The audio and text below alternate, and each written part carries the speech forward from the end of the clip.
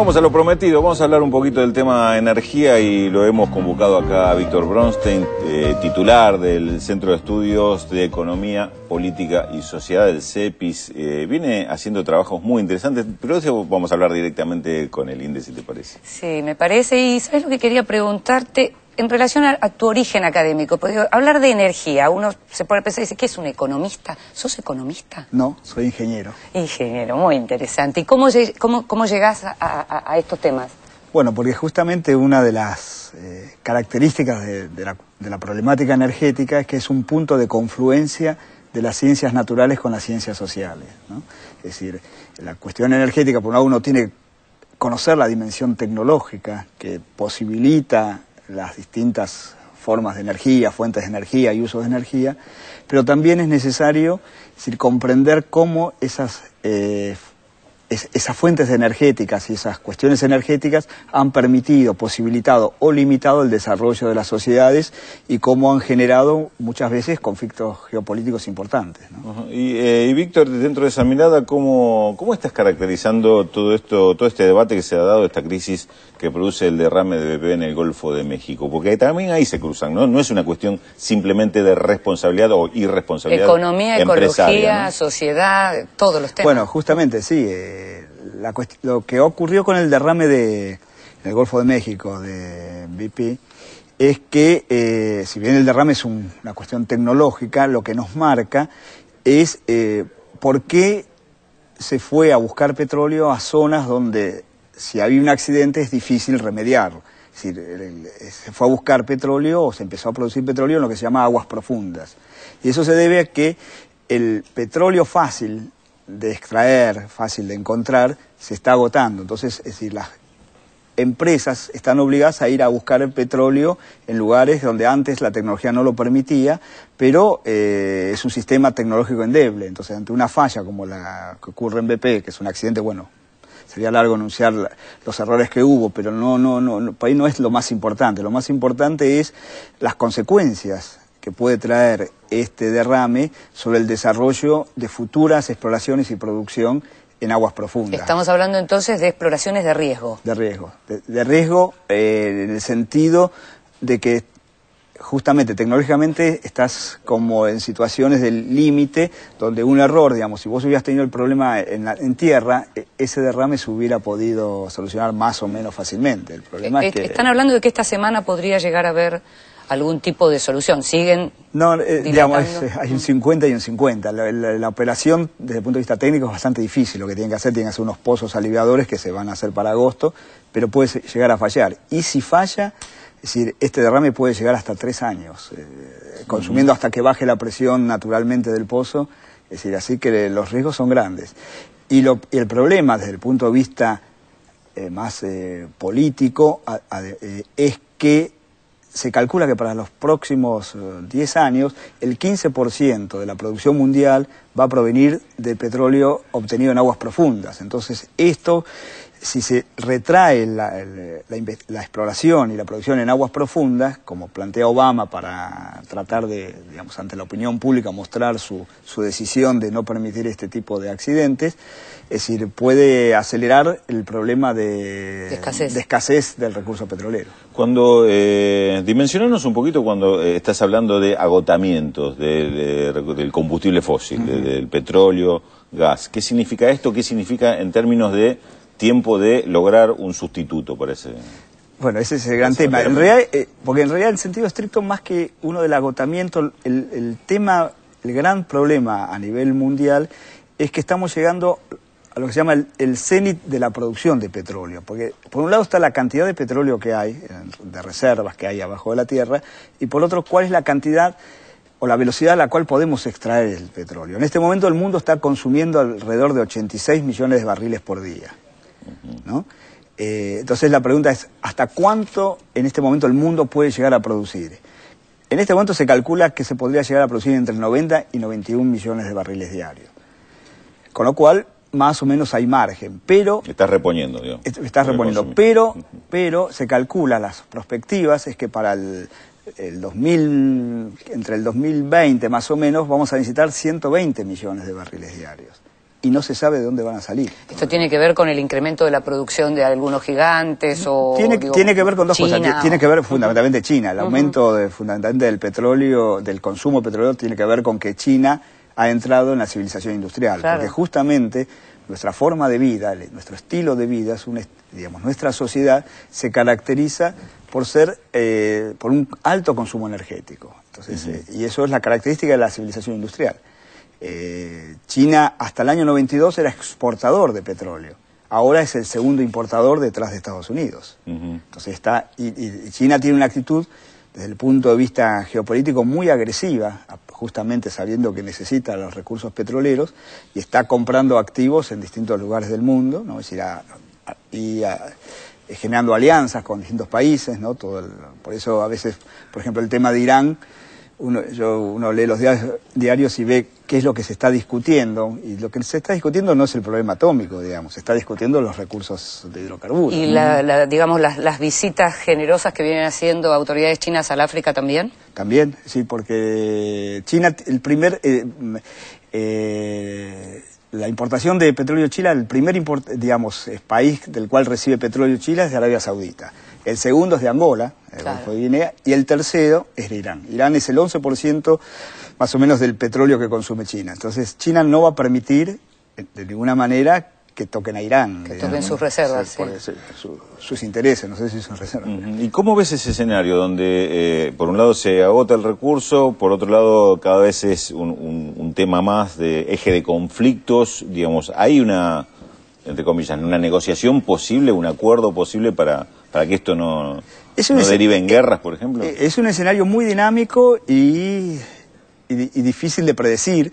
Cuando digo dinámico, porque ahí empiezan a chocar intereses que van más allá de la ideología. Por ejemplo, Alemania no es casual que se haya, en cierto sentido, opuesto a la intervención de Estados Unidos en Irak, no formó parte de la coalición. Y eso tiene que ver con el cuidado de los recursos. Y ahora, después, este último año, Alemania ha armado un acuerdo con Rusia para crear dos gasoductos, uno que va por el mar Báltico, el del Báltico. Claro, y otro que va por el sur, que va por Bulgaria y Hungría, para no depender de Polonia y Ucrania. Es decir, donde Estados Unidos se mete, mete sus intereses, es decir, Alemania está tratando de hacer un bypass, un puente sobre los intereses de Estados Unidos, porque necesita el gas de Rusia, ¿no?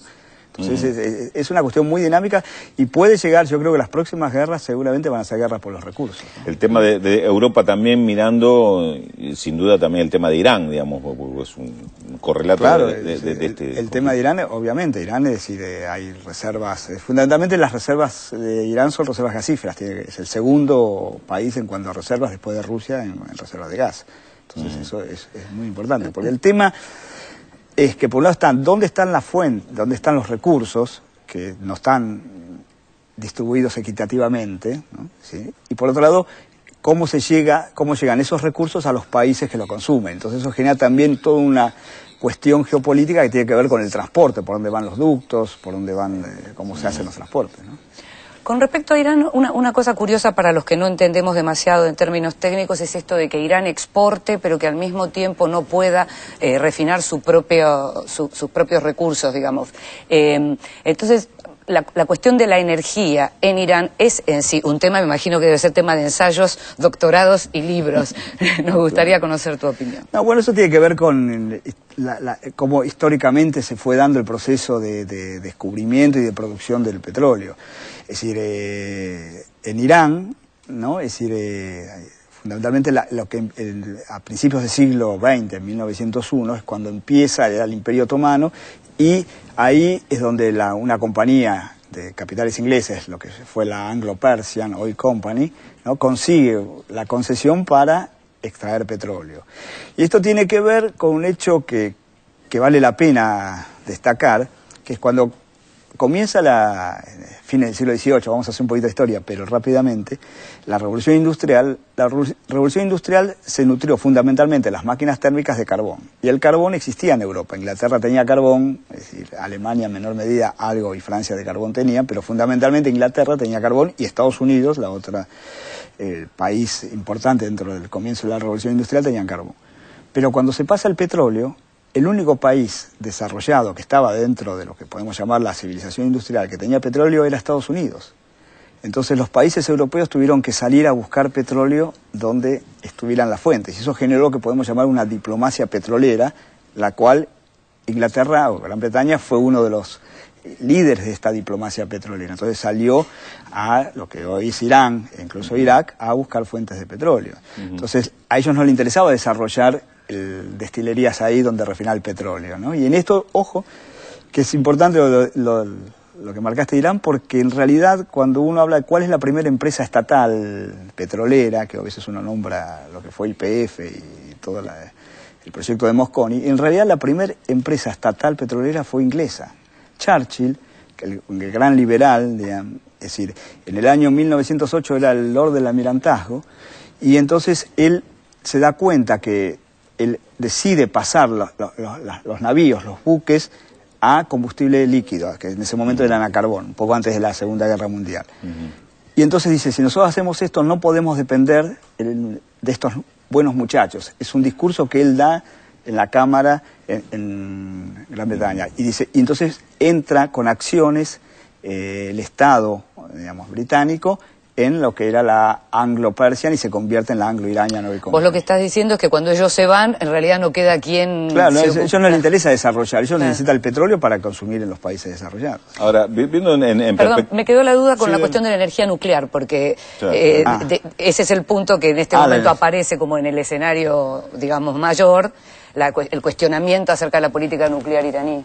No, bueno, el cuestionamiento de la política nuclear es que Irán no acepta ciertos controles y entonces lo que ocurre es un tema tecnológico, así el residuo del combustible del uranio enriquecido, digamos, que se usa para el funcionamiento de la central atómica se puede usar para fabricar bombas atómicas, digamos. Y la tecnología de fabricación de bombas atómicas es una tecnología relativamente fácil, teniendo el combustible. Entonces de ahí está la preocupación. La preocupación del manejo de...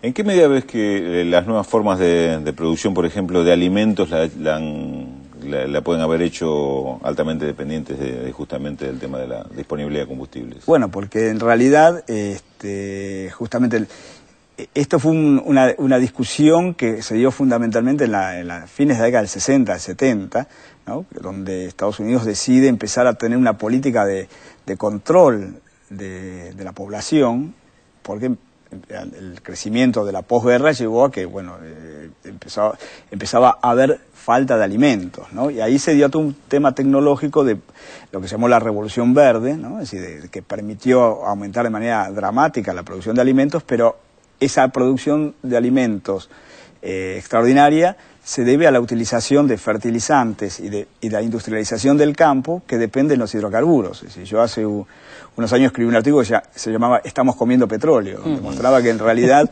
atrás de cada caloría de alimento que uno consume como alimento hay 10 calorías de hidrocarburo atrás, entre fertilizantes, transporte, es decir, el gasoil que cada vez que hay una cosecha empieza a faltar para la maquinaria. Es interesante la relación, ¿no? Entre los recursos, me refiero a la cuestión con los alimentos, porque la otra discusión tuvo que ver con el biodiesel, me acuerdo, entre Fidel y Lula, por ejemplo, diciendo, esto es para llenar los tanques de las tremendas camionetas de los ricos y le está quitando comida a los más pobres, por ejemplo. Así que está... Programa de ida y vuelta, digamos. Por eso, está muy vinculado. No, claro, eso es otro tema. El tema de los biocombustibles también es discutible desde ese punto de vista, y esa discusión es válida, ¿no? Es decir, porque eso provocó el gran aumento de los precios de los commodities que se dio antes de la crisis del 2008, que en realidad, la crisis de 2008 en realidad salvó un poco al mundo de toda la crisis energética que se venía asomando. La demoró. La retrasó. Interesante eso, algunos pueden pensar que justamente el aumento del precio del petróleo cuando llegó a $140, es decir, fue la que provocó la crisis también, porque en general cada vez que aumentan la energía, es decir, se producen procesos recesivos.